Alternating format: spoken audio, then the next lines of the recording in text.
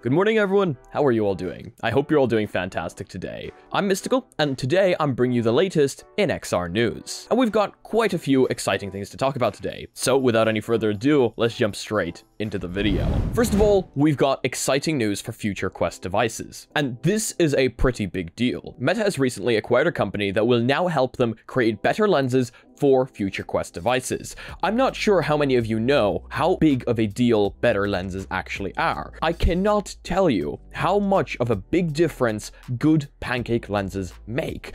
It's just the clarity is completely bumped up and the level of just not glare there is it's just so much better. For those of you that have never witnessed good pancake lenses, I need to tell you, as an enthusiast, it's a big deal. And it looks like those kinds of lenses, or even better, will be coming to future Quest devices. As reported by Janko Rotgers, Meta acquired a Colorado-based research and development startup called Gary Sharp Innovations last year in June. Meta confirmed the acquisition to Rotgers, stating that Gary Sharp Innovations is helping Meta develop better viewing optics for its AR and VR devices. Gary Sharp, the startup's co-founder, previously served as CTO of RealD, the company that pioneered and licensed 3D cinema technology. LinkedIn posts indicate that at least some of Gary Sharp's innovation staff were brought over to Meta in the acquisition. The acquisition also grants Meta all of Gary Sharp Innovation's patents and patent applications, some of which relate to VR headsets and optics.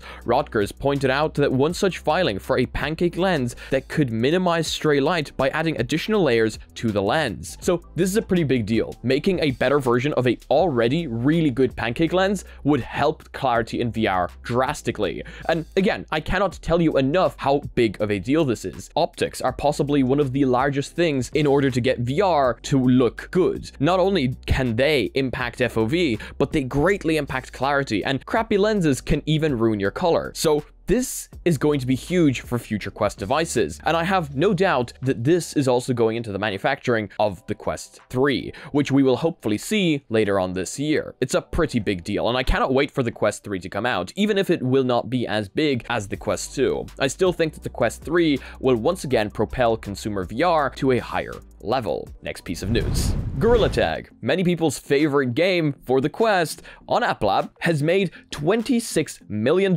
You know why that's crazy? That's crazy because Gorilla Tag is free. A new interview from GamesBeat reveals that Gorilla Tag, the free-to-play VR multiplayer hit, has made $26 million in revenue from in-app purchases while it was on App Lab. So of course, App Lab isn't the official Quest store. Gorilla Tag recently made it onto the official Quest store, but while it was on App Lab, that's how much it made. Gorilla Tag is still available free on Quest, with all revenue coming from in-app purchases. In light of the GamesBeat interview, this has clearly been a potent strategy for Another Axiom. Not only did it bring in $26 million in revenue during the 13 months that it was available on App Lab, but player numbers are continuing to grow. Another Axiom revealed to GamesBeat that the game's peak monthly user count is now 2.3 million players, plus a whopping 760,000 users played Gorilla Tag on Christmas Day in 2022. Those numbers are massive. Gorilla Tag, of course, it's a huge, massive game on Quest, and not just on Quest, on PC VR as well, but there is no doubt that most people playing the game are playing it on Quest standalone. I can't play it because of my tiny play space and the holes in my wall. That is quite unfortunate, and last time I played it, I ended up with a very injured finger. But there is no doubt in the fact that Gorilla Tag is a ton of fun, and the fact that it has made this much being a free game really shows you how into the game people truly are. But let me know down below, have you spent money in Gorilla Tag in-game purchases? And are you still playing the game?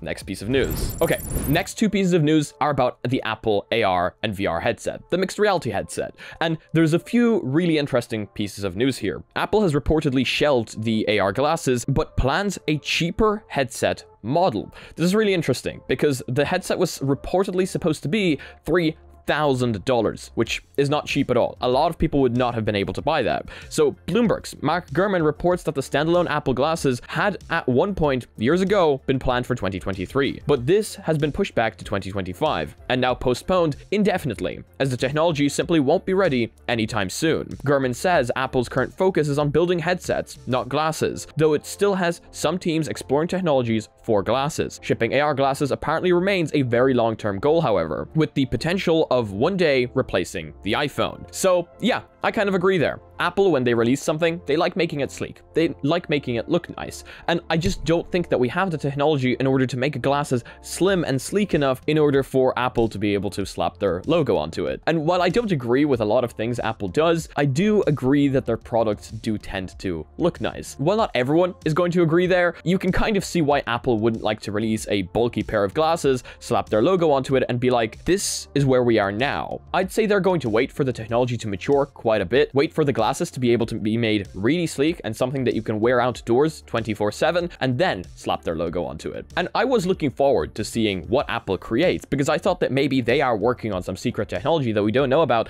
and they have something in the background to be able to make those glasses super sleek. But apparently, not just yet. So those have been shelved indefinitely for now, but I do also have news on the headset itself. And this is some pretty big stuff from Mac Rumors. An Apple supplier is looking to begin shipments of lenses to be used in Apple's upcoming AR and VR headset as soon as next month, according to a report today by DigiTimes. The report states that Genius Electronic Optical will supply lens modules for Apple's upcoming headset, rumored to be called the Reality Pro, with shipments starting as soon as next month, ahead of launch in the fall. Genius Electronic Optical will supply lenses modules for VR head-mounted devices, to be launched by Apple in 2023, with shipments to begin in February to March of 2023, according to GSEO's supply chain makers. So that is going to be happening very, very soon. Of course, people have been following this, so we know for a fact that the headset is being worked on, and that developers potentially already have their hands on it, which is pretty crazy. So that shipment date does not seem too crazy in my eyes. If developers already have their hands on the device,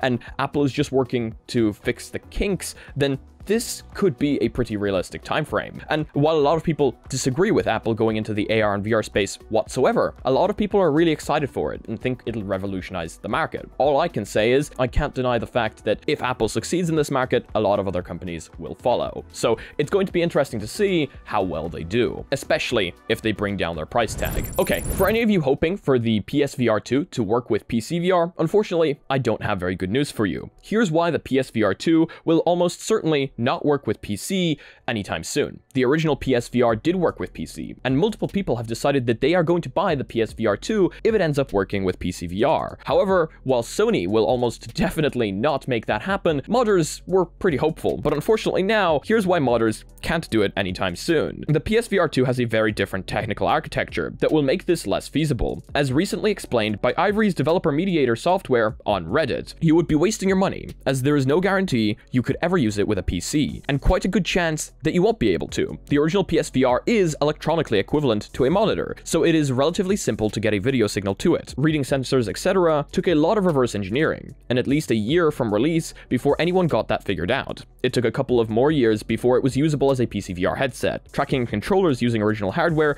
is still very much a work in progress, over 5 years from release. That is without Sony making any effort to prevent non-PS4 users from using it. The PSVR 2 is unreleased. It's quite possible that Sony have encrypted the signals, which all run over USB to prevent non-PS use. Even if they haven't, it would take a lot of reverse engineering, read several years, just to get an image to the headset. Then there's tracking, which would need to be developed, as there isn't a ready-made SLAM tracker available for Windows, assuming of course the camera protocol was reverse engineered. Then the controllers, etc, etc. I would say it is very unlikely that the PSVR 2 will be usable for PCVR within 5 years of its release, so it would be a very expensive paperweight, and by the time it is usable, if ever, it would be completely obsolete. So that is quite unfortunate. I was one of those people hoping that it could be reverse engineered and made into a PC VR headset, as it would be a really damn good PC VR headset. But unfortunately, it seems that that is not happening anytime soon, if ever. If you don't have a PlayStation 5 and we're hoping for this to be a PC VR headset, wait for any news, and again, they might not ever come. So it's just not a good idea to go ahead and buy this thinking that it would work as a PC VR headset. While unfortunate, it was predictable. It's Sony, and they're going to want to sell as many PS5s as possible, especially since you cannot use this on a PS4. It's PS5 only. It's kind of a bundle they sell. If you don't have one, you can't really have the other. So yeah, it's unfortunate, but it's the case. AR ski goggles are something really interesting that I think would work really well, being able to show you your stats live while you're skiing, and this year's CES featured no shortage of exciting announcements, including the reveal of Cirrus, a pair of advanced ski goggles that would use augmented reality and artificial intelligence technology to display valuable information over the real world as you cut through powder. Developed by Swiss startup Ostlung, the goggles feature GPS navigation, cellular data, and HD camera. According to the official website, the company's outdoor AR display is designed to enhance communication, navigation, and safety while exploring the mountains. I do think that AR is going to absolutely shine in places like this. Navigation or sport. I think that it being able to show you stats live, like if you were watching a basketball match, for example, even if you were in the stadium, it being able to show you exactly how many points a team has scored, I think that is where it's going to shine. And navigation, of course, I don't need to explain that one. It being able to show you real-time navigation directly in front of you on the floor would be incredible. You not having to stare down at your phone when you're walking following Google Maps would be great. And seeing companies share stuff like this at CES is fantastic. Talking about fantastic, the original Legend of Zelda has gotten an unofficial VR remake. VR mods bring the NES classic to life in VR on MetaQuest 2 headsets. We've seen a lot of games come to life in VR in the past, whether they're new or old, and I think well-made VR mods can be incredible and can absolutely push VR, giving people that boost of nostalgia. It appears though the legendary video game is coming to VR with the help of mods. First reported by Nintendo Life, this unofficial VR remake is powered by a handful of different mods. The Legend of Doom is an existing mod that recreates The Legend of Zelda in 3D using the original Doom engine. The Quest Z Doom launcher brings the game to life in VR on the MetaQuest 2. According to Flat2 VR, credit goes to the Dr. Beef team and D12. I have no doubt that a lot of people would absolutely love this. The Legend of Zelda is a massive, massive title and would definitely give multiple people that boost of nostalgia. So I think it's really, really cool that people are working on things like this and somehow managing to get it to work, where years-old titles can now get a new life where you can actually be inside them, where back in the day, you wouldn't even have thought of that to be possible, which is pretty crazy. Okay, now moving on to our last two pieces. These are a little bit different. First of all, we've got Roblox in VR on the Quest. Well, actually, Roblox on the Quest, not in VR. It's something I've been working on, and it's why yesterday's video wasn't uploaded. I've been doing my very best in order to get Roblox for you guys running on the Quest. Unfortunately, I've been successful, but not to a point where I find it video worthy and not to a point where I think it's good enough in order to show it to you. It's running, it's working, but the movement sucks. And I don't want to be showing you something that was half working or anything like that, but I do have it at a point where there's a massive flat screen in front of you, the game is running, and the game itself, if you've ever tried, won't actually run on Quest because it's missing Google Play services, so you need to get some trickery done, and that's essentially what I've done. But unfortunately, again, it's not there, and I don't want to be showing it to you unless it's genuinely 100% working. So that's why yesterday's video didn't go up. And I also have another little thing that I just feel like sharing with you guys. I've been browsing Reddit and I found this little really cool post. Pretty proud of these 3D printed shells for touch controllers in order to have easy access to the batteries with a magnetic plug. I do want to create a new segment in these videos where I show you guys really cool things created by the VR community. And this is going to be our first one. You've created a really cool thing, Zenzer, and yeah, I think that would come in really handy. The fact that you've 3D printed this, I think is really, really cool. So yeah, props to you. So yeah, I'm basically adding a segment where you guys get to showcase your cool ideas or just your cool projects here at the end of the video. It's not going to be towards the end of every single video, but in case you want a chance to be featured, check out the Discord down below. There's going to be a new channel on there that you can post your stuff on. Other than that, that's going to be it for today's video. Thank you all so much for watching. I hope you enjoyed this one. If you did, please leave a like. If you disliked it, I guess this button works too, but let me know why down below. Thank you so much to the Patreons supporting this channel. You guys help me out a ton, paying my bills, paying my subscriptions, and helping me make these videos better. And if you guys are not yet part of the community, check out the Discord and check out the Reddit down below where I want to see you posting your spicy memes. And as usual, if you want to be notified of future content coming up on the channel, make sure to smack the subscribe button with your forehead, dig my bell, and see you again in the next video. Peace.